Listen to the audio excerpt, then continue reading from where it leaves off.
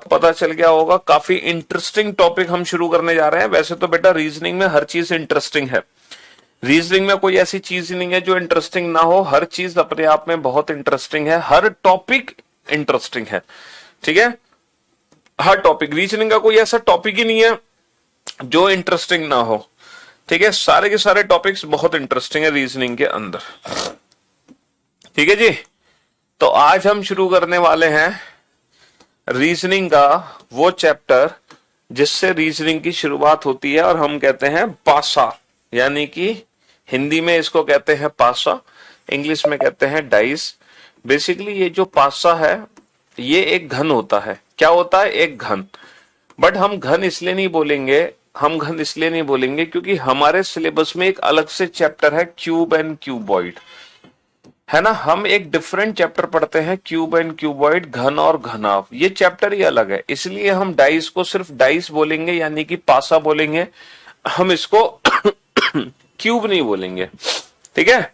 क्या नहीं बोलेंगे बेटा? हम इसको क्यूब नहीं बोलेंगे, हम इसको घन नहीं बोलेंगे। हालांकि ये होता एक घन ही है, होता ये एक क्यूब ही है ना। जैसे कि आपके सामने मैं आपको दिखाना चाहूंगा कि ये एक डाइस आपके सामने है, ये डाइस है ना, ये क्यूब है कि नहीं है बताओ? दिस इज क्यूब और नॉट? हाँ सर, ये एक घन है बिल्कुल, लेकिन हम इसको क्या बोलेंगे हमेशा? हम इसको घन नहीं बोलेंगे, हम इसको क्या बोलेंगे? हमेशा एक पासा बोलेंगे, ठीक है। हम इसको क्या बोलेंगे? पासा बोलेंगे। हम इसको एक डाइस बोलेंगे हमेशा, क्योंकि अगर हम क्यूब बोलेंगे तो हम खुद ही कंफ्यूज हो जाएंगे, क्योंकि वो चैप्टर अलग है, ये चैप्टर अलग है, डाइस। अच्छा, बेसिकली इस चैप्टर में होता क्या है?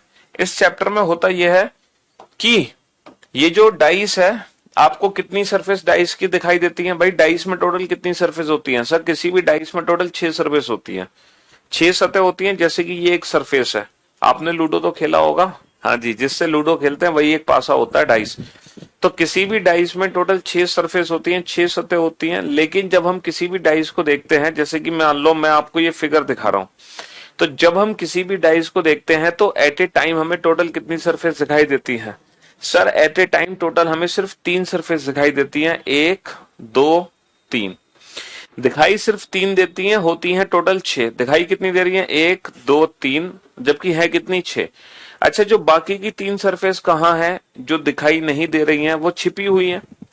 जैसे कि आपको 1 दिखाई दे रहा है, जो 1 के अपोजिट है वो आपको दिख नहीं रहा। आपको 2 दिखाई दे रहा है, जो 2 के अपोजिट है वो आपको दिख नहीं रहा। आपको 3 दिखाई दे रहा है, जो 3 के अपोजिट है वो दिख नहीं रहा। कहने का मतलब है जो 3 सरफेस आपको दिखाई दे रही हैं, उन्हीं 3 सरफेस की जो अपोजिट सरफेस है वो आपको दिखाई नहीं दे रही। और इस पूरे चैप्टर में यही अपोजिट सरफेसेस आपको पता लगानी है। इस पूरे चैप्टर में, है ना, यही विपरीत सतहों के बारे में आपको पता लगाना है कि कौन सी सरफेस किसके विपरीत छिपी हुई है, कि 1 के पीछे क्या है, 2 के पीछे क्या है और 3 के पीछे क्या है ना। तो इस पूरे चैप्टर में क्या काम करना है? अपोजिट सरफेसेस के बारे में पता लगाना है आपको, और इसके अलावा आपको कुछ नहीं करना, ठीक? जी हाँ, बिल्कुल। अच्छा, एक चीज और मैं आपसे पूछना चाहूंगा, मतलब आपको बताना चाहूंगा कि जब भी डाइस का क्वेश्चन एग्जाम में आएगा तो जरूरी नहीं है कि हमेशा डाइस पे 1 से लेकर 6 तक की संख्याएं हो, 1 2 3 4 5 6। जरूरी नहीं है कि यही वाला पासा होगा। जब एग्जाम में डाइस का क्वेश्चन आएगा तो उसपे 1 2 3 4 5 6 की जगह हम लेटर्स का यूज कर सकते हैं, ABCDEF। हम लेटर्स की जगह यहाँ पे सिंबल्स का यूज कर सकते हैं, जैसे $@ कॉपीराइट, लाइक दिस। तो जरूरी नहीं है कि सिर्फ ये वाला ही क्वेश्चन हमारे पेपर में आता है, ये भी आ सकता है, ये भी आ सकता है, कोई भी आ सकता है। हमारा काम तो सिर्फ ये है अपोजिट सरफेसेस के बारे में पता लगाना, है ना। मम्मी उम्मीद लगा रही है तो कमेंट करके मम्मी की उम्मीद पे पानी मत फेरो, पढ़ाई करो पढ़ाई। सिर्फ कमेंट करने से मम्मी खुश नहीं हो जाएंगी तुम्हारी, कि मैंने कमेंट किया, पीयूष सर ने मेरा कमेंट पढ़ लिया और मम्मी खुश हो गई। मम्मी खुश बेटा तुम्हारे पढ़ने से होंगी, पीयूष सर के नाम लेने से नहीं होंगी, है। उनको पढ़ के दिखाओ, उनको सिलेक्शन लेके दिखाओ। समझ में आई? हाँ जी। सोचो कि पीयूष सर नाम ले दे, बस मम्मी खुश हो जाएंगी। अरे पीयूष सर के नाम लेने से तुम्हारी मम्मी कैसे खुश होंगी? तुम्हारी मम्मी तब खुश होंगी जब तुम उनको सिलेक्शन लेके दिखाओगे। हाँ, 1 घंटा हो गया मैसेज करते हुए, जब से क्लास स्टार्ट हुई है 18, आप पिछले 8 मिनट से एक ही कमेंट किए जा रहे हो नॉन स्टॉप। हाँ, हद होती है। चलिए, एक बच्चे ने कहा कलर, देखो हम कलर भी यूज कर सकते हैं, लेकिन एक क्वेश्चन आता है कलर्ड क्यूब का, जिसमें हम स्मॉलर क्यूब्स में उसको कट करते हैं, वो चैप्टर अलग है। वही तो चैप्टर है क्यूब एंड क्यूबर्ड, जिसको हम अलग से पढ़ते हैं, जिसमें हम बिगर क्यूब को स्मॉलर क्यूब्स में कट करते हैं। बेटा ये शकुनी मामा वाले पासे नहीं है। ये जो पासा है ये शकुनी मामा का पासा नहीं है, है ना, ये हमारा पासा है, ये हमारा डाइस है। ठीक है जी। डायरेक्शन डिस्टेंस के सीजीएल मेंस के क्वेश्चन करा दो सर। देखो जैसे कि मैंने आपसे कहा कि मैं आपको जो जो टॉपिक्स पढ़ाता जाऊंगा, उस हर टॉपिक्स के जो भी सीजीएल मेंस में, क्योंकि सीजीएल मेंस इस बार पहली बार हुआ है आपका, तो जो भी सीजीएल मेंस में क्वेश्चन पूछे गए हैं वो सारे क्वेश्चन मैं आपको कराऊंगा हर टॉपिक में एक्स्ट्रा ऐड करके। लेकिन डायरेक्शन एंड डिस्टेंस से सीजीएल मेंस में कोई क्वेश्चन नहीं आया है। ठीक है, इस बार नहीं पूछा गया, लेकिन जरूरी नहीं है कि अगली बार ना पूछा जाए। जो सीजीएल 2022 का पेपर हुआ है मेंस वाला, उसमें डायरेक्शन एंड डिस्टेंस का क्वेश्चन नहीं पूछा गया। बट अब जो सीजीएल होगा तुम्हारा 2023 का, उसमें 100% डायरेक्शन का क्वेश्चन आएगा, ये गारंटी है 100%। ठीक है, 100% आना है डायरेक्शन का क्वेश्चन। वो इस बार इसलिए नहीं पूछा गया क्योंकि क्वेश्चन का लेवल बहुत हल्का बनाया गया था इस बार, और इतना हल्का बनाया गया था इसलिए वो नहीं पूछा गया। बट अब जरूर पूछा जाएगा इन फ्यूचर। ठीक है, तो जो इन फ्यूचर पूछे जाएंगे क्वेश्चन वो मैं आपको क्लास में ऑलरेडी करा चुका हूं। ठीक है, फ्यूचर ईयर क्वेश्चन मैं आपको करा चुका हूं। ठीक, हाँ जी, बुक लॉन्च हो जाएगा बेटा, चिंता कोशिश कर रहे हैं इस वीकेंड तक या नेक्स्ट वीक, पक्का पक्का 100%। हाँ जी। तो अब जब एग्जाम में क्वेश्चन आएगा डाइस का, तो पता है क्वेश्चन किस तरीके से हमें देखने को मिलेगा। इस चैप्टर में टोटल 5 केस बनते हैं। जैसे जब हमने डायरेक्शन को पढ़ा था, तो डायरेक्शन को हमने कितने हिस्सों में बांटा था सर? डायरेक्शन को हमने 9 हिस्सों में बांटा था, 9 हिस्सों में। लेकिन अगर मैं डाइस चैप्टर की बात करूं तो डाइस को मैं 5 हिस्सों में बांटता हूं। जो डाइस चैप्टर है इसको हम पढ़ते हैं 5 हिस्सों में, मतलब 5 पार्ट्स में डिवाइड कर देंगे इस पूरे के पूरे चैप्टर को। 5 केसेस बनाएंगे हम, और उन 5 केस में ये पूरा चैप्टर डिफाइन हो जाएगा, है ना। 5 टाइप लिख लो या 5 केस लिख लो। पहला केस क्या है?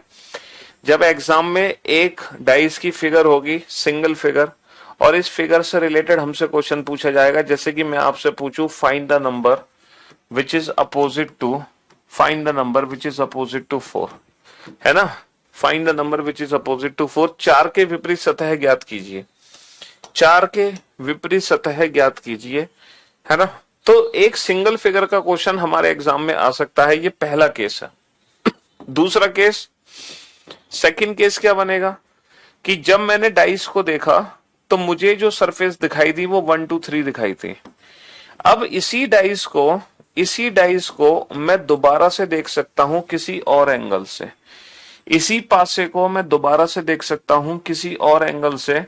तो हो सकता है मुझे इस बार सरफेसेस कुछ और दिखाई दें, 2 4 5, यानी कि एक ही डाइस को 2 अलग अलग तरीके से देखा जा रहा है। इसका मतलब जब आपके एग्जाम में डाइस की 2 अलग अलग फिगर दी जाए और उससे रिलेटेड फिर आपसे कोई क्वेश्चन पूछा जाए, मतलब क्वेश्चन देखो पूछने के जो तरीके हैं ना वो बहुत डिफरेंट डिफरेंट तरीके हैं।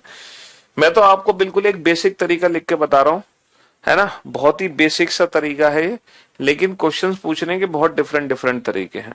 बेटा जो डायरेक्शन का 55वां क्वेश्चन था वो कोई क्वेश्चन है? वो सीधा सीधा क्वेश्चन है कि लेफ्ट हैंड से होता हुआ राइट हैंड की तरफ एक ऑब्जेक्ट जा रहा है ना। ऑब्जेक्ट बेटा ईस्ट से होता हुआ वेस्ट डायरेक्शन में जा रहा है, नहीं, नॉर्थ से होता हुआ साउथ में जा रहा है शायद, या ईस्ट से वेस्ट में है। अगर लेफ्ट हैंड से राइट हैंड की तरफ ऑब्जेक्ट है, ईस्ट से वेस्ट की तरफ ऑब्जेक्ट है, तो इसका मतलब लेफ्ट हैंड ईस्ट में, राइट हैंड वेस्ट में। तो ऐसा कौन सा पर्सन है जिसका लेफ्ट हैंड ईस्ट में, राइट हैंड नहीं, ये वाला नहीं, नॉर्थ से साउथ है शायद। तो एक जैसे क्वेश्चन क्या है, एक लास्ट क्वेश्चन था डायरेक्शन का, वो क्या था कि एक व्यक्ति एक नदी के किनारे खड़ा हुआ, उसके पीछे से नदी बह रही है और उस नदी में एक ऑब्जेक्ट फ्लो करता है, उसके लेफ्ट हैंड से आता है और राइट हैंड की तरफ निकल जाता है, और वो जो नदी की बहने की दिशा है वो नॉर्थ से साउथ है, यानी कि नॉर्थ से साउथ। इसका मतलब क्या है, लेफ्ट हैंड नॉर्थ में है, राइट हैंड साउथ में है। तो ऐसा कौन सा व्यक्ति है जिसका लेफ्ट हैंड नॉर्थ में होता है, राइट हैंड साउथ में होता है? सर जिसका फेस ईस्ट में होगा। तो पर्सन का फेस ईस्ट में, इसका मतलब उसका लेफ्ट हैंड नॉर्थ में, राइट हैंड साउथ में। वो बहुत बेसिक सा क्वेश्चन था। चलिए साहब, तो मैं आपको दूसरा केस समझा रहा था। दूसरा केस ये है कि जब आपको एग्जाम में एक ही डाइस की दो अलग अलग फिगर देखने को मिलेंगी, एक ही डाइस की दो अलग अलग फिगर देखने को मिलेंगी। केस थर्ड, तीसरा केस। तीसरा केस क्या बनता है एग्जाम में, जब एग्जाम में दो से ज्यादा फिगर दिए जाएं, मोर देन टू फिगर, यानी कि बेटा आपके एग्जाम में एक ही डाइस को 3 बार दिखाया जाए, हो सकता है 4 बार दिखा दें, हो सकता है 5 बार दिखा दें, हो सकता है 6 बार दिखा दें। मतलब जब एक ही डाइस को दो से ज्यादा अलग अलग तरीके से दिखाया जाए। चौथा केस क्या बनेगा, ओपन डाइस, यानी कि ओपन फिगर। सर ये ओपन डाइस क्या होता है, ओपन डाइस क्या होता है? हाँ, मैं आपको दिखाता हूं कि ये ओपन डाइस क्या होता है ना।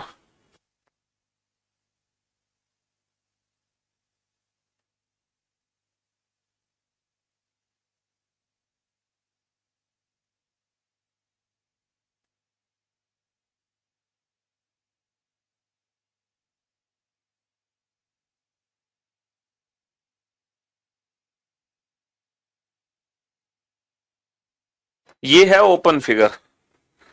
जब हम इस फिगर को फोल्ड करेंगे तो डेफिनेटली ये फिगर भी फोल्ड होकर, है ना, ये जो बैच है ना ये स्पेशल सीजीएल के लिए नहीं है, ये बैच दुनिया के हर एग्जाम के लिए है।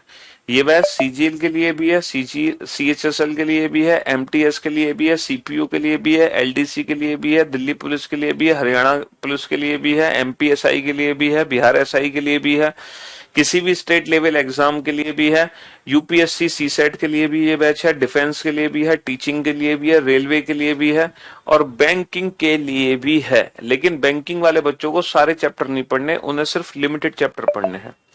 और बैंकिंग के अलावा जितने बच्चे हो ना पूरी रीजनिंग पढ़नी है। तो ये बैच हर एग्जाम के लिए है।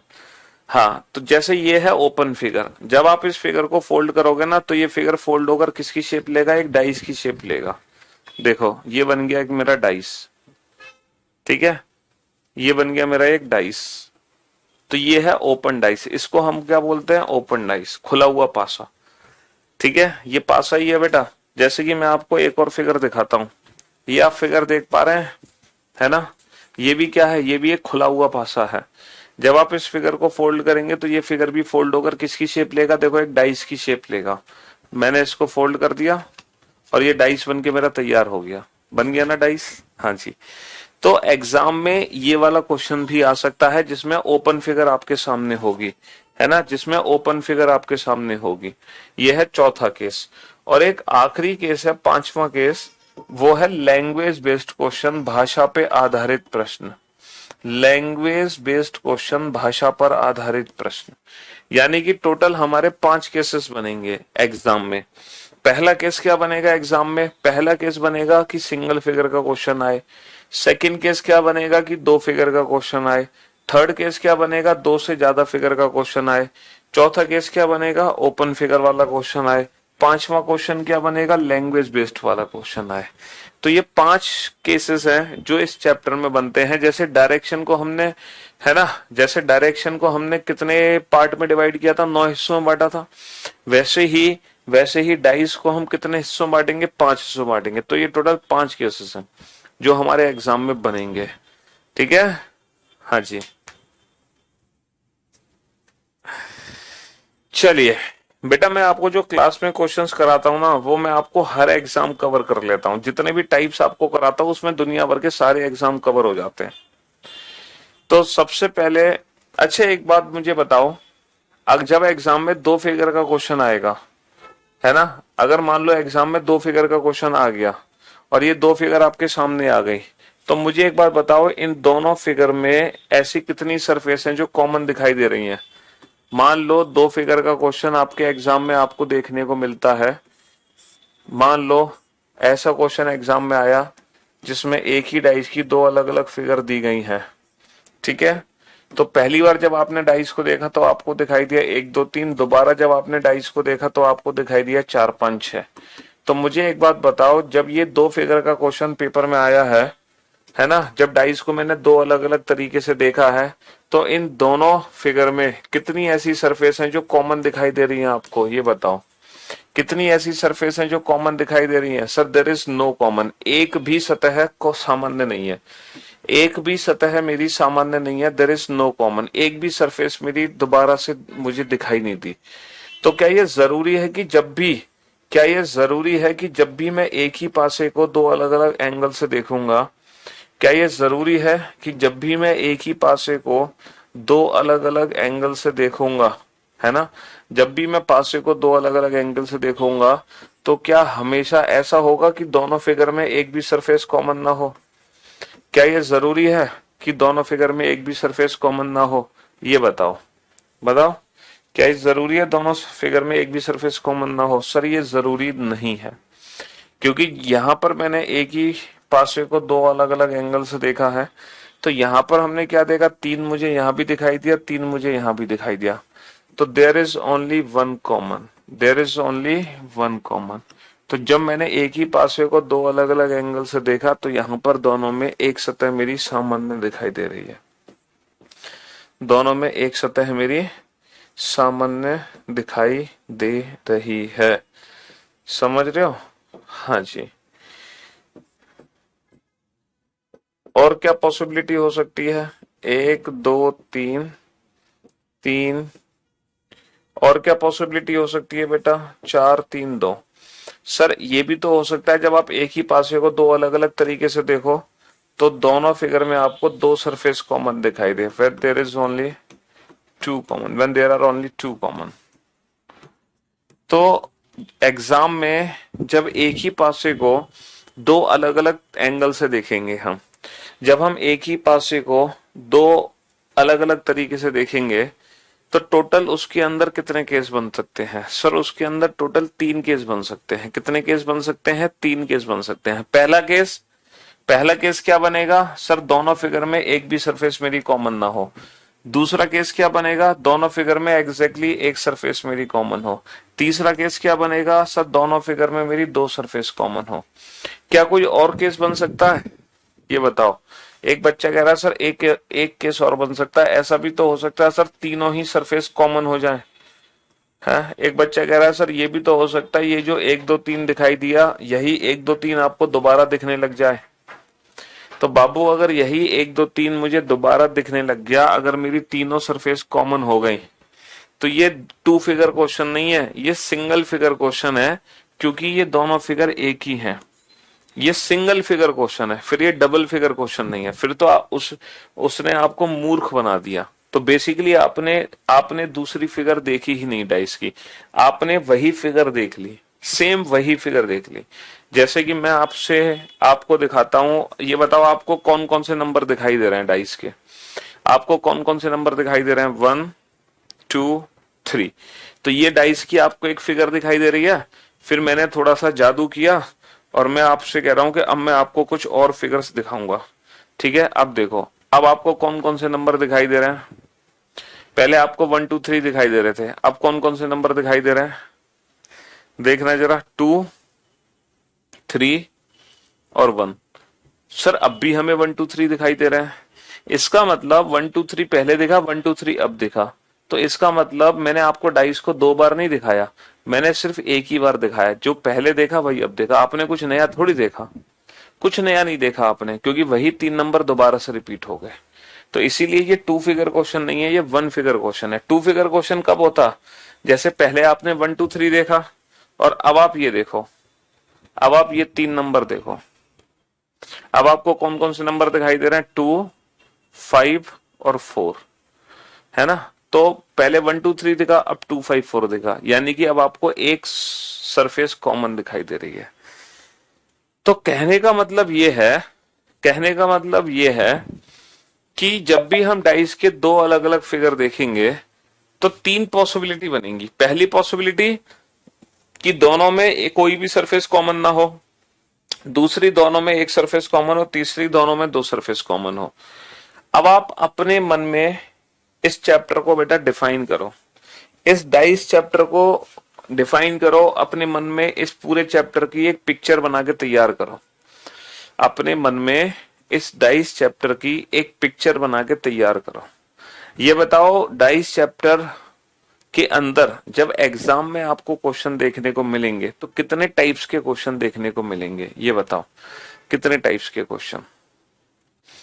सर एग्जाम में जब हमें क्वेश्चन देखने को मिलेंगे तो या तो हमें वन फिगर क्वेश्चन देखने को मिल सकता है एग्जाम में, या फिर टू फिगर, या फिर मोर देन टू फिगर, या ओपन डाइस, या लैंग्वेज बेस्ड क्वेश्चन। 5 टाइप के क्वेश्चन हमें देखने को मिल सकते हैं। अपने दिमाग में एक पिक्चर बनाओ कि सर मैं एग्जाम देने बैठा हूं और मेरे सामने डाइस का क्वेश्चन आ गया। एक पिक्चर बनाओ दिमाग में कि सर मैं एग्जाम देने बैठा हूं और मेरे सामने डाइस का क्वेश्चन आया। अब ये बताओ, जब आप उस डाइस के क्वेश्चन को देख रहे हो तो क्वेश्चन में आपको क्या दिखाई दे रहा है? सर क्वेश्चन में मुझे एक ही फिगर दिखाई दे रही है डाइस की।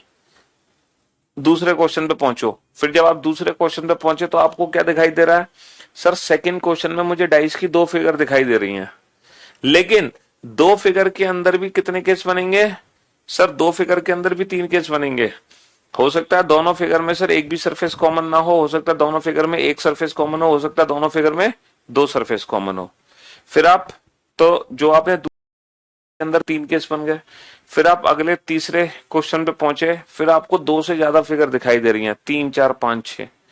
फिर आप चौथे क्वेश्चन पे पहुंचे तो आपको डाइस दिख ही नहीं रहा, ये वाला डाइस दिखाई नहीं दे रहा। फिर आपको डाइस दिखाई दे रहा है ओपन फिगर वाला, ठीक है। फिर आप 5वें क्वेश्चन पे पहुंचे तो ना तो आपको ओपन फिगर दिखाई दे रही है ना आपको ये दिखाई दे रही, वहां पे सिर्फ एक लैंग्वेज लिखी हुई है, भाषा, सिर्फ एक भाषा लिखी हुई है, लैंग्वेज।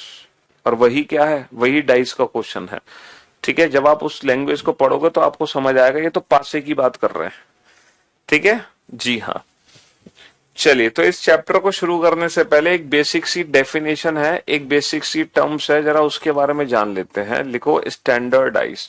अभी हम चैप्टर को शुरू नहीं कर रहे, चैप्टर को शुरू करने से पहले जरा इसका मीनिंग समझ लेते हैं, क्योंकि ये कभी कभी हमारी एग्जाम की क्वेश्चन की लैंग्वेज में यूज हो जाता है वर्ड। स्टैंडर्डाइज यानी कि मानक पासा। मानक पासा क्या होता है? स्टैंडर्डाइज क्या होता है? आपने जिस डाइस से हम लूडो खेलते हैं, आपने उस डाइस को कभी ध्यान से देखा है? जिस डाइस से हम लूडो खेलते हैं, क्या आपने उस डाइस को आज तक कभी ध्यान से देखा है? अगर नहीं देखा तो एक बार देखना जरूर, बहुत जरूर ध्यान से देखना। इस डाइस में एक खास बात होती है, पता है क्या खास बात होती है इस डाइस में? जैसे कि यहाँ पे 1 डॉट है, 1 डॉट, समझ रहे हो? यहाँ पे क्या है? यहाँ पे है 1 डॉट। अब इस डाइस की खास बात यह है, जिससे हम लूडो खेलते हैं, इसकी खास बात यह है कि जहां पे 1 डॉट होगी ना, जब आप इसके पीछे देखोगे, जब आप इसके पीछे देखोगे तो आपको बेटा 1 के अपोजिट 100% 6 डॉट दिखाई देंगी। आप अपने घर में लूडो को निकाल लो और उस पासे को ध्यान से देखो तो आपको बेटा 1 के अपोजिट 6 दिखाई देंगी। जहां पे 2 डॉट्स होती हैं, जब आप 2 डॉट्स के अपोजिट देखोगे, जब आप 2 डॉट्स के पीछे देखोगे तो आपको दिखाई देंगी बेटा 5 डॉट्स। और जहां पे 3 डॉट्स होती हैं, और जब आप 3 डॉट्स के पीछे देखोगे तो आपको दिखाई देंगी 4 डॉट्स। एग्जैक्टली होता क्या है, जिस डाइस से हम लूडो खेलते हैं उस डाइस में हर 2 अपोजिट सरफेस का सम 7 होता है बेटा। 1 + 6 7, हर 2 अपोजिट सरफेस का सम 7 होता है। 2 + 5 7, हर 2 अपोजिट सरफेस का सम कितना होता है? 7 होता है। 3 + 4 7। और उसी डाइस को हम बोलते हैं, उसी डाइस को हम बोलते हैं स्टैंडर्ड डाइस। उसी डाइस को हम क्या बोलते हैं? उसी डाइस को हम बोलते हैं स्टैंडर्ड डाइस, ठीक है। तो डेफिनेशन लिखो बाबू, if the if if every opposite if every opposite surfaces if every opposite surfaces sum if every opposite surfaces sum is equal to 7, if every opposite surfaces sum is equal to 7, then the dice is called a standard dice. The dice is called then the dice is called a standard dice. If every 2 opposite surfaces sum is equal to 7, then the dice is called a standard dice. यदि यदि यदि प्रत्येक दो यदि प्रत्येक दो विपरीत सतहों का योग 7 हो, यदि प्रत्येक दो विपरीत सतहों का योग 7 हो, यदि प्रत्येक दो विपरीत सतहों का योग 7 हो, यदि प्रत्येक दो विपरीत सतहों का योग 7 हो, तब तब तब उस पासे को मानक पासा कहते हैं। यदि प्रत्येक दो विपरीत सतहों का योग 7 हो तब उस पासे को मानक पासा कहते हैं। यदि प्रत्येक दो विपरीत सतहों का योग 7 हो तब उस पासे को मानक पासा कहते हैं। If every two opposite surfaces sum is equal to 7, if every two opposite surfaces sum is equal to 7, then the dice is called as standard dice। यदि प्रत्येक दो विपरीत सतहों का योग 7 हो, यानी कि मानक पासा एक ऐसा पासा है जिसमें हर दो विपरीत सतहों का योग 7 होगा, और अगर कोई स्टैंडर्ड आइस है तो उसका सॉल्यूशन पहले से डिफाइन है ना। तो स्टैंडर्ड आइस में हमेशा 1 के अपोजिट 6 होगा, 2 के अपोजिट 5 होगा और 3 के अपोजिट हमेशा 4 होगा। जैसे फॉर एन एग्जांपल, अगर ये एक स्टैंडर्ड आइस है, अगर ये डाइस एक स्टैंडर्ड डाइस है, जैसे कि यहाँ पे आपको 1 दिखाई दे रहा है, 2 दिखाई दे रहा है ना, 1 दिखाई दे रहा है, 2 दिखाई दे रहा है, 3 दिखाई दे रहा है। अगर ये एक स्टैंडर्ड डाइस है तो बाबू 3 के अपोजिट क्या होगा, 3 के अपोजिट 4 है। लेकिन सिर्फ 3 के अपोजिट 4 होने से ये स्टैंडर्डाइज नहीं होगा। स्टैंडर्डाइज बनने के लिए 3 के अपोजिट 4 तो है, लेकिन उसके साथ साथ 1 के अपोजिट 6 होना चाहिए, 2 के अपोजिट 5 होना चाहिए। जरा चेक करते हैं क्या इसमें 1 के अपोजिट 6 है। बेटा ये 1 दिखाई दे रहा है ना, 1, जरा देखना 1 के अपोजिट क्या है। सर 1 के अपोजिट 5 है। 1 के अपोजिट क्या है, 1 के अपोजिट 5 है, जबकि क्या होना चाहिए, 6 होना चाहिए। यानी कि ये जो डाइस है इसमें 3 के अपोजिट तो 4 है बेटा, 4 के अपोजिट क्या है, 4 के अपोजिट तो 3 है, लेकिन इसमें 1 के अपोजिट 6 नहीं है, जिस कारण से ये स्टैंडर्ड डाइस नहीं बन पाया। और अगर ये डाइस स्टैंडर्ड नहीं है भाई, ये मैन्युफैक्चरिंग डिफॉल्ट है कि 3 के अपोजिट तो 4 हो गया, लेकिन 1 के अपोजिट 6 की जगह उन्होंने 1 के अपोजिट 5 कर दिया। ये मैन्युफैक्चरिंग डिफॉल्ट है। तो इस डिफॉल्ट को मैं क्या कहूंगा, मतलब अगर मैं डाइस को मानक नहीं बना पा रहा हूं तो मैं उस डाइस को क्या कहूंगा, ये बताओ। अगर हमारा कोई भी डाइस जो मानक नहीं है वो क्या कहलाएगा सर? अगर हमारा डाइस मानक नहीं है तो वो एक जनरल डाइस कहलाएगा। जनरल डाइस यानी कि एक साधारण पासा।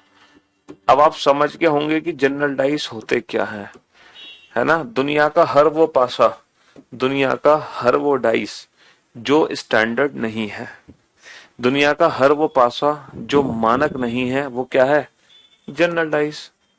If if the dice is not standard, if the dice is not standard, if the dice is not standard, then it is called a general dice, then it is called a general या फिर ordinary dice, general या फिर ordinary dice. ठीक है, हिंदी में लिख सकते हैं यदि पासा मानक नहीं है, यदि पासा मानक नहीं है, यदि पासा मानक नहीं है, यदि पासा मानक नहीं है, तब वह एक साधारण पासा कहलाता है, तब वह एक साधारण पासा कहलाता है। यदि पासा मानक नहीं है तब वह एक साधारण पासा कहलाता है, तब वह एक साधारण पासा कहलाता है। If the dice is not standard, then it is called a general dice और ordinary dice। यदि पासा मानक नहीं है तब वो एक साधारण पासा कहलाता है। तो अब आपके डाउट्स दूर हो गए होंगे। कैसे डाउट्स दूर हो गए होंगे? आप बहुत देर से सोच रहे होंगे सर जब आपने स्टैंडर्ड डाइस की डेफिनेशन लिखाई ना, तो मेरे मन में एक ख्याल आया कि सर वो भी तो पासे होते हैं, सर वो भी तो डाइस होते हैं जिसमें लेटर्स बने होते हैं ABCDEF। मेरे मन में तुरंत एक ख्याल आया सर वो भी तो डाइस होते हैं जिसमें 1 2 3 4 5 6 की जगह सिंबल्स बने होते हैं। क्या बने होते हैं? सिंबल्स बने होते हैं, जैसे डॉलर, @ है ना, हैश। तो सर इन डाइस को क्या कहेंगे, क्योंकि ये तो स्टैंडर्ड हो ही नहीं सकते। तो तुरंत आप समझ गए होंगे कि जो डाइस स्टैंडर्ड नहीं होते हैं, है ना, जो डाइस स्टैंडर्ड नहीं होते हैं वही क्या होते हैं, वही जनरल और ऑर्डिनरी डाइस होता है। दुनिया का हर वो पासा जो स्टैंडर्ड नहीं है वो जनरल डाइस है, ऑर्डिनरी डाइस है। तो कोई मतलब बहुत टिपिकल लैंग्वेज, मतलब टिपिकल डेफिनेशन नहीं है या बहुत खतरनाक कंसेप्ट नहीं है स्टैंडर्ड और जनरल का। बहुत बेसिक सा कंसेप्ट है कि दुनिया का वो पासा जिसके सोल्यूशन ये वाले हैं वो स्टैंडर्ड होगा, वो मानक होगा, और दुनिया का वो पासा जिसके ये वाले आंसर्स नहीं है वो क्या होगा, वो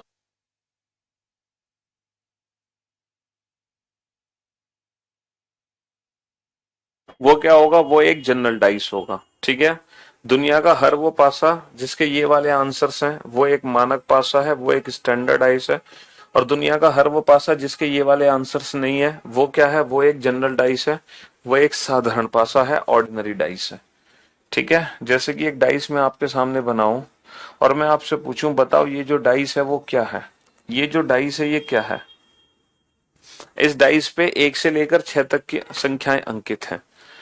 एग्जाम में कैसे पता चलेगा कि डाइस स्टैंडर्ड है या जनरल? भाई सीधी सी बात है, उसके सॉल्यूशन से हम पहले ये पता लगाएंगे कि अपोजिट सरफेसेस क्या क्या है, तब हम डिसाइड करेंगे कि वो जनरल है या स्टैंडर्ड। बेटा ये स्टैंडर्ड कभी बन ही नहीं सकता, ये 100% जनरल डाइस है, 100% जनरल है, क्योंकि स्टैंडर्ड का तो कोई स्कोप ही नहीं है। 1 2 3 4 5 6 नहीं है, ये डाइस 100% एक जनरल डाइस है, ये स्टैंडर्ड बन ही नहीं सकता।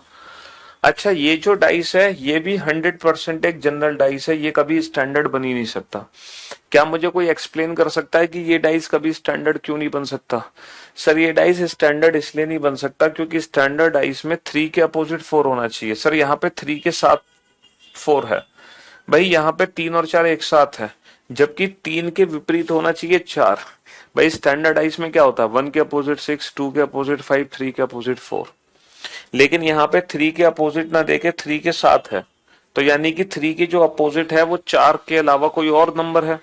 तो यानी कि ये डाइस कभी स्टैंडर्ड बन ही नहीं सकता, ये हमेशा जनरल रहेगा, ये हमेशा क्या रहेगा, जनरल। बट अगर मैं ये क्वेश्चन आपसे पूछूं तो, अगर मैं ये वाला पूछूं कि बताओ ये वाला डाइस कौन सा डाइस है, इसके बारे में आपका क्या कहना है, इसके बारे में आपका क्या कहना है, जिसमें 1 2 3 है, ये कौन सा डाइस है, ये कौन सा डाइस है? सर ये तो 100% जनरल है, ये 100% जनरल है, ये 100% जनरल है, बट ये कौन सा डाइस है? दिस इज जनरल और स्टैंडर्ड। सर ये जो डाइस है ना 1 2 3, अगर ये स्टैंडर्ड डाइस है तो 1 के अपोजिट 6 होना चाहिए, 2 के अपोजिट 5 होना चाहिए, 3 के अपोजिट 4 होना चाहिए। लेकिन लेकिन जो अपोजिट सरफेसेस हैं उनके बारे में हमें कुछ भी नहीं पता। क्या अपोजिट सरफेसेस आपको पता चल पा रही हैं कि 1 के अपोजिट क्या है? कुछ पता चल पा रहा है? कुछ नहीं पता चल पा रहा।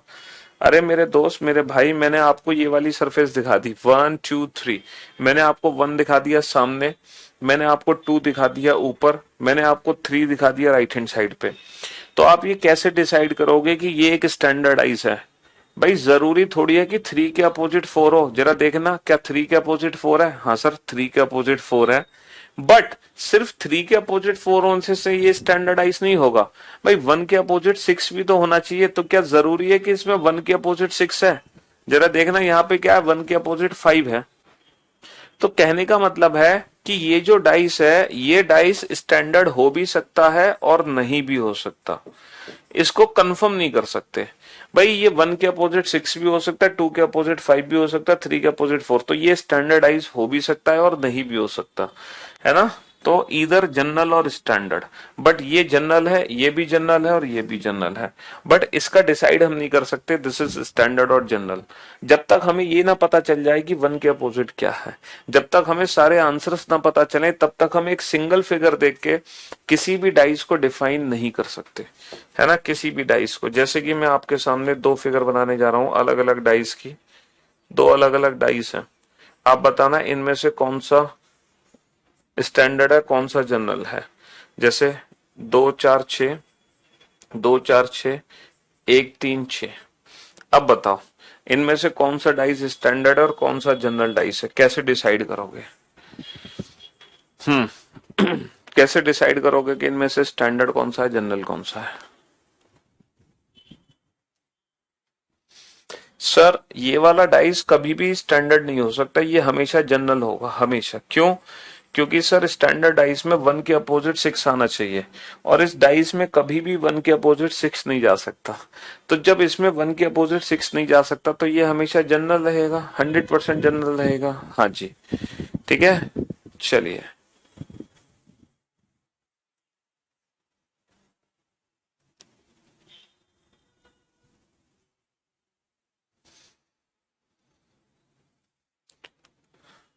Semantic analogy, symbol operation, symbolic, number analogy, यार फिगर एनालॉजी, ये नॉन वर्बल के क्वेश्चंस हैं। इसमें क्लासिफिकेशन, ऑड बाउंड आउट और कोडिंग डिकोडिंग के क्वेश्चन है, और नंबर सिस्टम के क्वेश्चंस हैं। नंबर सिस्टम, अल्फाबेट और नॉन वर्बल।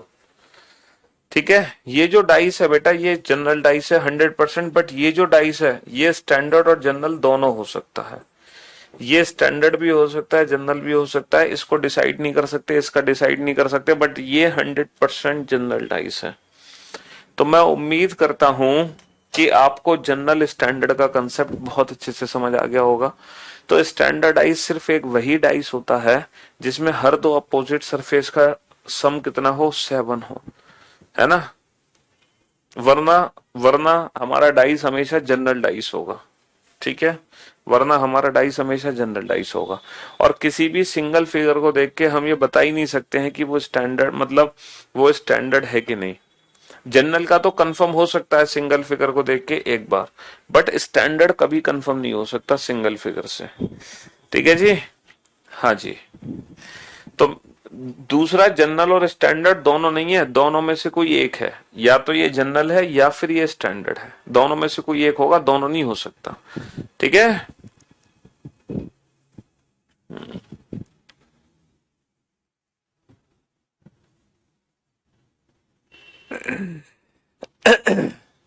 चलिए साहब।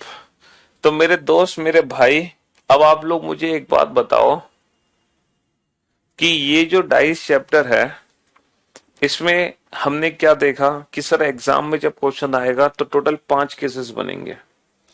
अगर मान लो गलती से दूसरा केस बन गया तो उसके अंदर खुद 3 केस है, नो कॉमन, 1 कॉमन और 2 कॉमन।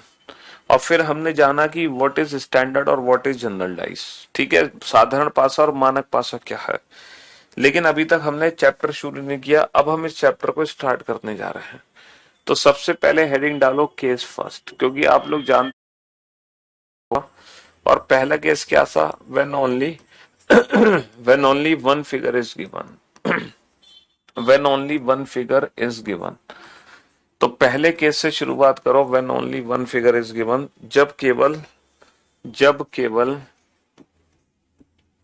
जब केवल जब केवल एक स्थिति दी जाती है, जब केवल एक स्थिति दी जाती है, when only one figure is given, जब केवल एक स्थिति दी जाती है, when only one figure is given, जब केवल एक स्थिति दी जाती है। हाँ जी, when only one figure is given, जब केवल एक स्थिति दी जाती है। चलिए साहब बनाइए। तो सबसे पहला क्वेश्चन नोट डाउन कीजिए, क्योंकि केस फर्स्ट में क्या होगा, सिंगल फिगर वाले क्वेश्चन होंगे। सिंगल फिगर, एक सिंगल डाइस की फिगर बनाओ, और यहां पे लिखो 1, यहां पे लिखो 2, यहां पे लिखो 3। ठीक है, यहां पर एक ही पासे की एक स्थिति दी गई है और जिसकी 3 सतह आपको दिखाई दे रही हैं, और पासे पर 1 से लेकर 6 तक की संख्याएं अंकित हैं अलग अलग सरफेस पर। 1 से लेकर 6 तक संख्या अंकित है, 1 से लेकर 6 तक की संख्याएं अंकित हैं 6 अलग अलग सतहों पर। ठीक है, 6 डिफरेंट सरफेस पे 6 डिफरेंट नंबर प्रिंट है।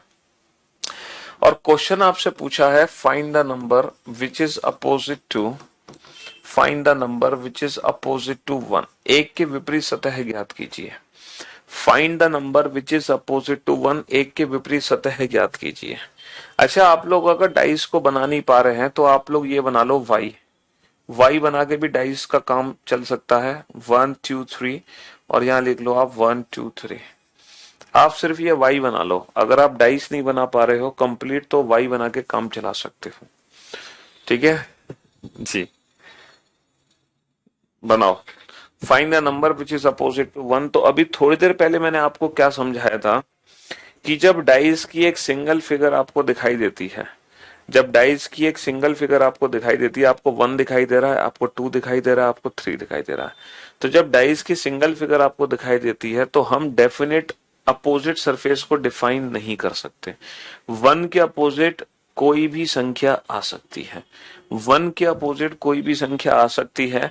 हम डेफिनेट आंसर नहीं दे सकते हैं, बस हम इतना बता सकते हैं ये जो 3 नंबर है, ये 3 नंबर हमेशा एक साथ रहेंगे, ये 3 नंबर हमेशा एक साथ रहेंगे, और इन 3 नंबर के विपरीत बेटा डाइस की जो बाकी की 3 संख्या बच गई वो हो सकती है 4, 5, 6। तो बेटा 1 के अपोजिट क्या हो सकता है सर? 1 के अपोजिट 4 भी हो सकता है, 1 के अपोजिट 5 भी हो सकता है, 1 के अपोजिट 6 भी हो सकता है। तो डाइस का ये जो क्वेश्चन है ना, ये क्वेश्चन एग्जाम में दिए गए ऑप्शंस पे डिपेंड करेगा। किस पे डिपेंड करेगा? विकल्प पे डिपेंड करेगा। ये क्वेश्चन एग्जाम में दिए गए 4 विकल्प पे। पहला जो विकल्प है बेटा वो है 4, पहला विकल्प है 4, दूसरा विकल्प है 4 या 5, तीसरा विकल्प है 4, 5 या 6, और चौथा विकल्प है कैन नॉट बी डिटरमाइन, पता नहीं लगा सकते। ये क्वेश्चन एग्जाम में दिए गए ऑप्शंस पे डिपेंड करेगा, बिना ऑप्शन के हम इस क्वेश्चन को नहीं बना सकते। 4, 5, 6 कैन नॉट बी डिटरमाइन, ठीक है, विदाउट ऑप्शन इस क्वेश्चन को हम डील नहीं कर सकते हैं।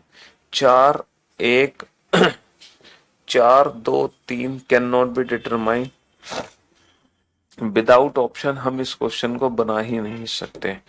4, 1, 2, 3 है ना, और मान लो अगर ये वाले 4 ऑप्शन है 4, 5, 6, 3, हाँ जी ये कुछ ऑप्शंस दिए गए हैं। तो ये question completely option dependent question है। एग्जाम में दिए गए ऑप्शंस के हिसाब से ही इस क्वेश्चन का आंसर चेंज होगा।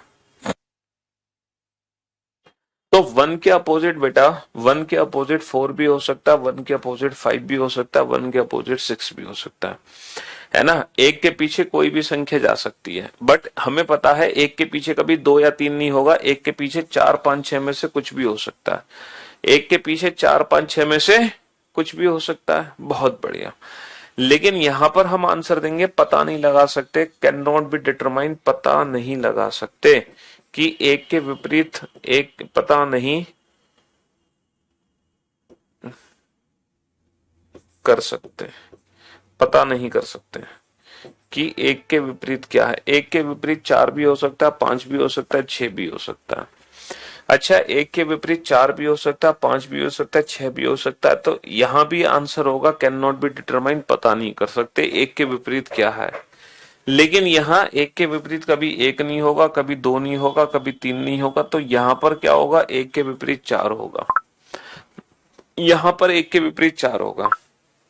तो बेटा अगर ये वाले 4 ऑप्शन है तो जो नंबर मिलेंगे वो ऑप्शन सी के मिलेंगे।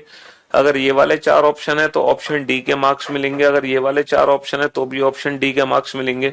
और अगर ये वाले 4 ऑप्शन है तो ऑप्शन ए के मार्क्स आपको मिलेंगे। अब आप बताओ कि इस सिचुएशन में क्या होगा?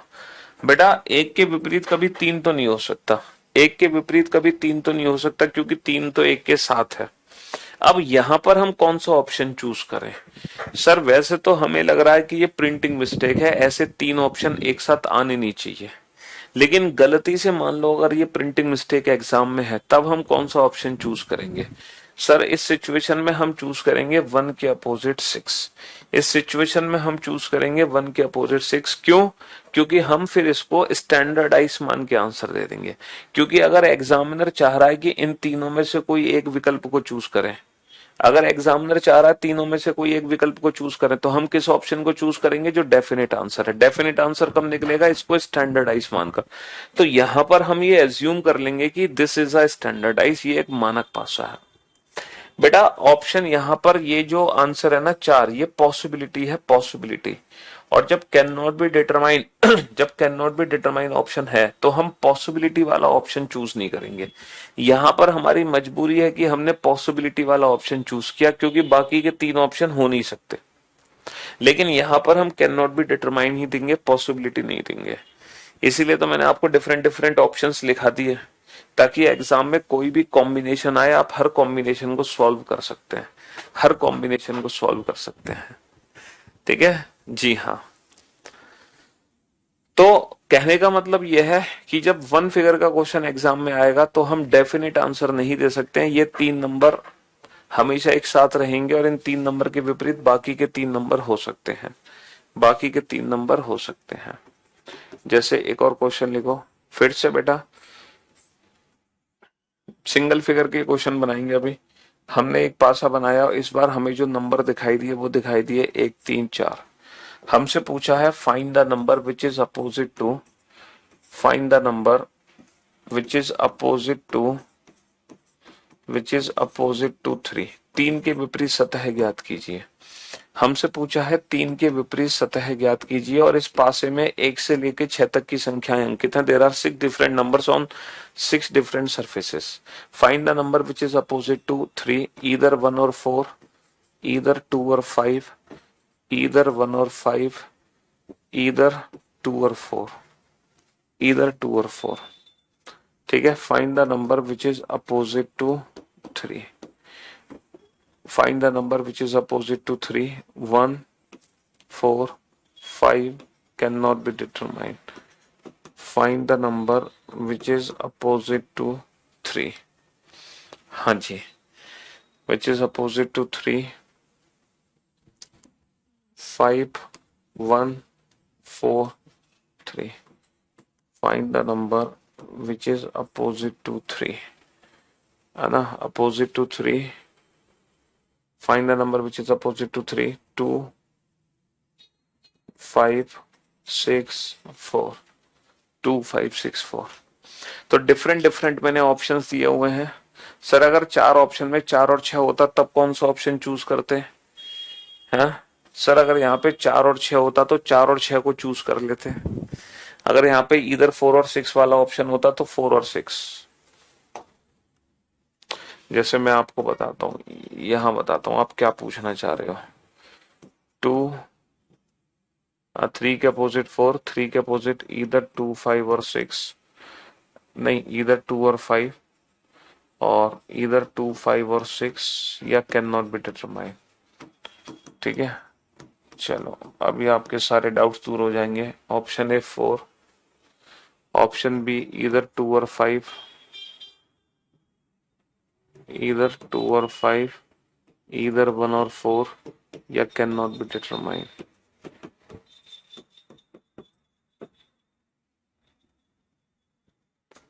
चलो बस।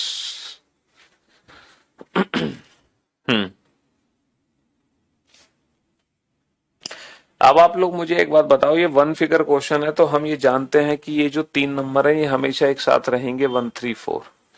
ये हमेशा एक साथ रहेंगे 1 3 4, और इन 3 नंबर के अपोजिट बाकी के 3 नंबर हो सकते हैं। बाकी के 3 नंबर क्या है? 2, 5 और 6। बाकी के 3 नंबर क्या है? 2, 5 और 6। जैसे अगर आपसे पूछे, जैसे आपसे पूछे 1 के पीछे क्या है तो आपका आंसर होगा 2, 5 और 6। आपसे पूछे बेटा 2 के पीछे क्या है, 2 के पीछे क्या है? 1, 3 और 4। आपसे पूछे 3 के पीछे क्या है, 2 सकता, और इस सिचुएशन में 3 के पीछे 2 भी हो सकता, 5 भी हो सकता है, 6 भी हो सकता है। यानी कि यहाँ पर वाकई में प्रिंटिंग मिस्टेक है। इन तीनों में से कोई भी ऑप्शन आप चूज कर सकते हैं, सबके नंबर मिलेंगे। लेकिन पिछले वाले क्वेश्चन में क्या था कि हमने 1 के अपोजिट क्या रख दिया? 6 रख दिया। इसको स्टैंडर्डाइज एज्यूम करके आंसर दे दिया। भैया 1 के अपोजिट 3 नहीं जा सकता, 1 और 3 एक साथ हैं, लेकिन 4, 5, 6 में से कुछ भी हो सकता है, तो हमने 6 को चूज किया क्योंकि स्टैंडर्डाइज बन जाएगा। बट यहाँ पर स्टैंडर्डाइज बनने का कोई स्कोप ही नहीं है। तो 3 के पीछे 2, 5, 6 में से कुछ भी हो सकता है, यानी कि तीनों में से कोई भी ऑप्शन चूज कर सकते हो। लेकिन हाँ, ऑप्शन डी कभी भी चूज नहीं करोगे क्योंकि ये तो कभी बन ही नहीं सकता, क्योंकि ये 3 के साथ है, उसके अपोजिट नहीं है। अच्छा ये बताओ, यहाँ पर बताओ 3 के पीछे क्या है? सर 3 के पीछे सर इधर 2, 5 और 6 कंप्लीट ऑप्शन है, इधर 2, 5 और 6। लेकिन यहाँ पे इधर 2, 5 और 6 पूरा ऑप्शन नहीं दे रखा। यहाँ पे कंप्लीट ऑप्शन ना देने की वजह से हम ऑप्शन डी चूज करेंगे, कैन नॉट बी डिटरमाइन। तो याद रखो बेटा, जब तक आप एग्जाम में परफेक्ट ऑप्शन टिक नहीं करोगे तब तक आपको मार्क्स नहीं मिलेंगे, क्योंकि नंबर मिलते हैं परफेक्ट ऑप्शन को चूज करने से। ठीक है, परफेक्ट ऑप्शन को चूज करने से मार्क्स मिलते हैं बेटा, सिर्फ क्वेश्चन को सॉल्व करने से नंबर नहीं मिलते एग्जाम में। तो पहले हमें परफेक्ट ऑप्शन चूज करना पड़ेगा, तभी मार्क्स हमें मिलेंगे, अदरवाइज नहीं मिलेंगे। तो कहने का मतलब है जब वन फिगर क्वेश्चन एग्जाम में आता है तो उसका कोई भी डेफिनेट आंसर नहीं होता। वन फिगर क्वेश्चन एग्जाम में दिए गए ऑप्शंस पे ही डिपेंड करता है, विकल्प पे ही डिपेंड करता है। ठीक है, वन फिगर का कोई डेफिनेट आंसर नहीं है। जैसे एक डाइस की फिगर है और इस डाइस पे A to F 6 different letters print हैं 6 डिफरेंट सरफेस पर। ठीक है, अब आपसे क्वेश्चन पूछा गया, बताओ ए के विपरीत क्या है। मैं आपको विदाउट ऑप्शन, इस बार ऑप्शंस नहीं दे रहा हूं, बिना ऑप्शन के आपको ये क्वेश्चन सॉल्व करना है, विदाउट ऑप्शन। ठीक है जी हाँ, क्योंकि ऑप्शंस चूज करना आप अच्छे से जान चुके हैं। ठीक है, कैसे हमें ऑप्शंस चूज करने हैं, डेफिनेट आंसर हमें, ठीक है हाँ, वन फिगर के केस में हम डेफिनेट आंसर नहीं दे सकते, वन फिगर के केस में हम डेफिनेट आंसर नहीं दे सकते हैं। बेटा चार ही ऑप्शन आएंगे एग्जाम में, चार ऑप्शन आएंगे एग्जाम में, चार से ज्यादा ऑप्शन थोड़ी आएंगे, सिर्फ चार ऑप्शन आएंगे। तो बेसिकली आपको पता होना चाहिए कि कब कौन सा ऑप्शन चूज करना है हमें। तो हमने डाइस को सॉल्व करना सीखा सिंगल फिगर से, अपोजिट बाकी के तीन लेटर्स हो सकते हैं। अच्छा, बाकी के तीन लेटर कौन कौन से बच गए, बाकी के तीन लेटर बच गए C D E, बाकी के तीन लेटर जो बच गए वो बच गए C D E। तो ABF के अपोजिट C D E में से कुछ भी आ सकता है ना। तो हमसे पूछा है find the letter which is opposite to A, then your answer will be either CD और E। Sir C D E में से कुछ भी हो सकता है, find the letter which is opposite to B, then your answer will be either CD और E। अच्छा ये बताओ C के विपरीत क्या है। सर C के विपरीत D और E को छोड़ दो, क्योंकि D और E तो C के साथ है। C के विपरीत क्या है, A B और F। C के विपरीत क्या है, A B और F। अच्छा D के विपरीत क्या है, सर D के विपरीत है A B और F। D के विपरीत A B और F। अच्छा E के विपरीत क्या है, सर E के विपरीत है A B और F। E के विपरीत है A B और F। अच्छा F के विपरीत क्या है, F के विपरीत है C D और E। C D और E। जो नंबर दिखाई दे रहे हैं उनके विपरीत वो नंबर हैं जो दिखाई नहीं देने वाले हैं।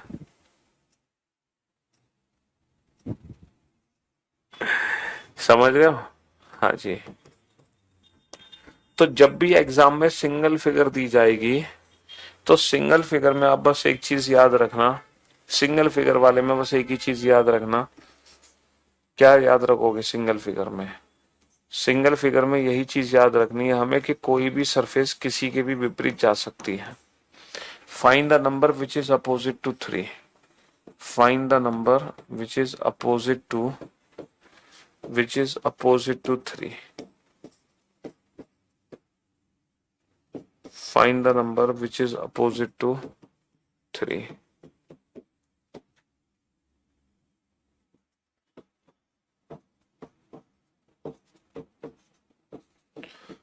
find the number which is opposite to 3।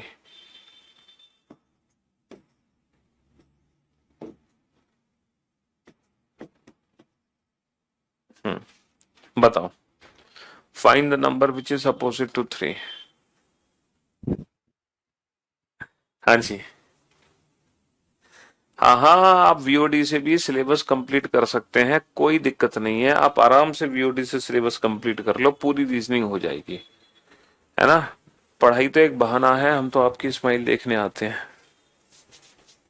VOD से भी आप पूरा सिलेबस कंप्लीट कर सकते हैं, कोई दिक्कत नहीं है।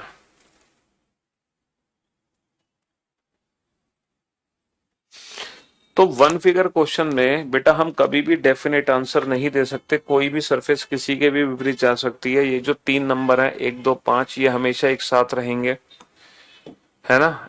और इन तीनों के विपरीत बाकी के तीन नंबर हो सकते हैं। बाकी के तीन नंबर कौन से हैं, 3 4 और 6। बाकी के तीन नंबर कौन से हैं, 3 4 और 6। तो हमने पूछा find the number which is opposite to 3, तीन के विपरीत क्या है, तो तीन के विपरीत 1 2 5 में से कुछ भी हो सकता है। तीन के विपरीत क्या है, तो तीन के विपरीत 1 2 5 में से कुछ भी हो सकता है, कैन नॉट बी डिटरमाइन। 1 2 होगा बेटा, बाकी 4 6 तो कभी हो ही नहीं सकते तीन के विपरीत, है ना। यहाँ पे 1 होगा क्योंकि 4 6 तो हो नहीं सकते, 3 हो नहीं सकता। तो हर बार आंसर अलग है। इस बार कैन नॉट बी डिटरमाइन, इस बार ईदर 1 और 2, इस बार ओनली 1। तो ये जो क्वेश्चन है वन फिगर का, ये हमेशा किस पे डिपेंड करेगा? ये हमेशा बेटा नंबर से रिलेटेड क्वेश्चन। अरे यार बता दो दिए तुम्हें यार, पूरी रीजनिंग पढ़ लो भाई, क्रिटिकल, ये सब कंप्लीट रीजनिंग है। जो तुम चैप्टर्स के नाम पूछ रहे हो ना, ये पूरी रीजनिंग है। जितने भी रीजनिंग के चैप्टर हैं सब आ गए इसके अंदर। समझ रहे हो? स्टेटमेंट पूरा आ गया, नॉन वर्बल पूरा आ गया, पूरा नंबर आ गया, नंबर सिस्टम पूरा, अल्फाबेट सिस्टम आ गया। 6 क्यों नहीं हो सकता? 3 के विपरीत 6 कैसे हो जाएगा? बेटा 3 और 6 तो दोनों एक साथ है। 3 और 6 देखो, 1 2 5 आपको दिखाई दे रहा है, तो जो 3 4 6 है, 3 4 6 वो पीछे छुपा हुआ है। तो 3 4 6 एक दूसरे को टच कर रहा है, और जो डाइस में एक दूसरे को टच कर रहे हैं वो खुद एक दूसरे के विपरीत नहीं जा सकते ना। तो 3 के विपरीत 6 कैसे जा सकता है? देखो मैं आपको दिखाता हूं। जैसे आप ये फिगर देखो, आपको कितने सफेद दिखाई दे रही हैं? 1 2 3। आपको 1 2 3 दिखाई दे रही हैं। अच्छा ये बताओ 1 2 3 के अपोजिट क्या है? सर 1 2 3 के अपोजिट 4 5 6 कुछ भी हो सकता है। यानी कि ये 1 2 3 है, तो जो 4 5 6 है वो पीछे है। तो जो 4 5 6 है वो तीनों एक दूसरे को टच कर रहे हैं। देखो जो 4 5 6 है वो तीनों एक दूसरे को टच कर रहे हैं, और इनमें से कोई भी किसी के विपरीत नहीं जा सकता।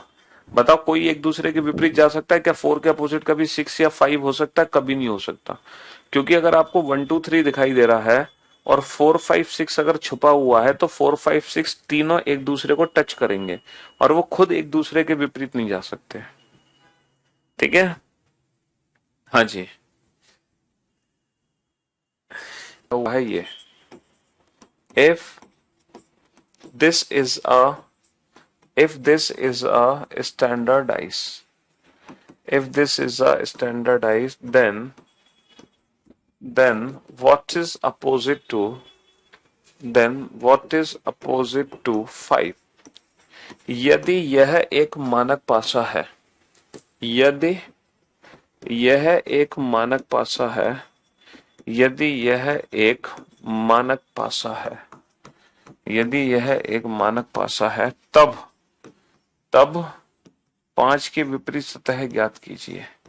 यदि यह एक मानक पासा है तब 5 के विपरीत सतह ज्ञात कीजिए।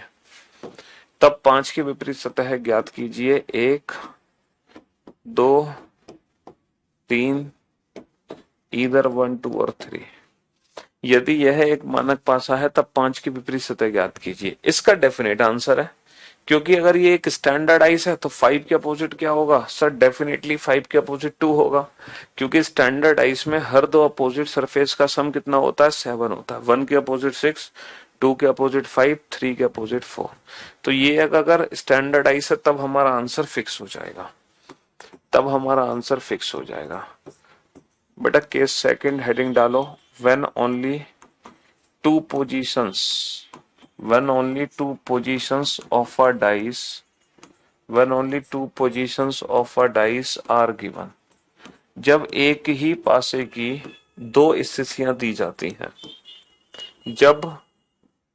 जब एक पासे की दो स्थितियां दी जाती हैं, when only two positions of a dice are given। जब एक पासे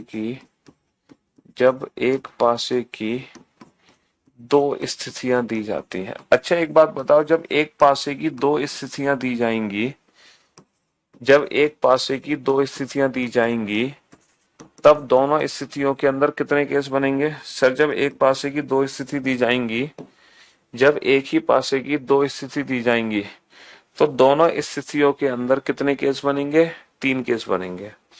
या तो हो सकता है दोनों स्थितियों में एक भी सरफेस कॉमन ना हो, या फिर दोनों स्थितियों में एक सरफेस कॉमन हो, या दोनों स्थितियों में दो सरफेस कॉमन हो। तो सबसे पहले हम पढ़ेंगे when there is no common. जब एक ही पासे की दो स्थितियां दी जाएंगी और दोनों स्थितियों में एक भी सतह सामान्य ना हो। तो मैं ये इसलिए करा रहा हूं आज ही, क्योंकि ये नया केस नहीं है। जो अभी हमने क्वेश्चन किए ना बेटा वन फिगर वाले, ये वन फिगर के ही क्वेश्चन है बेसिकली। आप इस क्वेश्चन को वन फिगर की तरह ही ट्रीट करोगे। There are two different positions of a single dice are given. एक ही पासे की दो अलग अलग स्थितियां दी गई हैं। पहली बार इस पासे को देखा तो मुझे दिखाई दिया 1 2 3, दोबारा इस पासे को देखा तो मुझे दिखाई दिया 4 5 6, और हमसे पूछा find the number which is opposite to 4। 4 के विपरीत सतह ज्ञात कीजिए। 4 के विपरीत सतह ज्ञात कीजिए, ईदर 5 और 6, ईदर 1 और 2, है ना। 4 के विपरीत सतह ज्ञात कीजिए, ईदर 1 और 5, ईदर 2 और 6। चलो, तो ये जो क्वेश्चन है ना बेटा, ये वन फिगर क्वेश्चन ही है बेसिकली। जो अभी तक हमने वन फिगर क्वेश्चन बनाया है, बिल्कुल ये वही क्वेश्चन है, उससे बिल्कुल भी अलग नहीं है।